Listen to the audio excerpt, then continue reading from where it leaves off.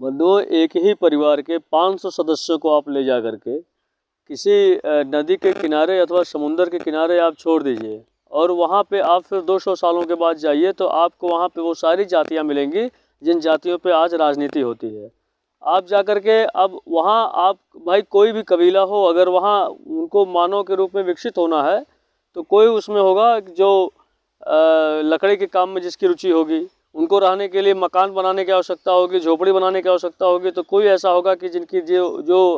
जन्मजात जिसकी रुचि होगी उसके निर्माण कार्य में, तो फिर वो बढ़ई कहलाएगा। बाल जब उसका बढ़ेगा, दाढ़ी बढ़ेगा, तो उसको काटने के लिए किसी व्यक्ति की आवश्यकता होगी, तो जो काटेगा वो नाऊ कहलाएगा, नाई कहलाएगा। ठीक उसी तरीके से कोई कृषि का कार्य करेगा, कोई पशुओं का पालन करेगा, और कोई ऐसा होगा जो उनको अध्यात्म की तरफ ले जाने का काम करेगा, तो वो उसका अपना स्थान होगा। और उसमें भी कोई एक ऐसा होगा कि जो सारे कबीलों में सबसे सर्वश्रेष्ठ होगा, और जो आपसी विवाद जब उनके होंगे तो वो उसको सुलझाने का कार्य करेगा,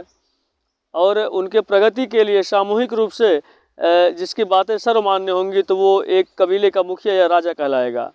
आज जिस भी बिंदुओं पे राजनीति हो रही है कि ब्राह्मणों ने जातियों का निर्माण किया, ब्राह्मणों ने ये किया, ब्राह्मणों ने वो किया, कोई, मैं तो खुले मंच पे चेतावनी एक चैलेंज लेता हूँ कि कोई मुझसे आकर के तर्क करे और ये सिद्ध कर दे कि ब्राह्मणों ने जातियाँ बनाई तो हम सामाजिक जीवन से संन्यास ले लेंगे। बंधुओं, आप सोच के देखिए, धान, गेहूँ, धनिया, मिर्चा, सरसों में ब्राह्मण नहीं होते, वहाँ पे जातियाँ क्यों हैं? गाय, भैंस और जो अन्य जीव जंतु हैं उनमें ब्राह्मण नहीं होते, उनकी नस्लों में जातियाँ क्यों होती हैं?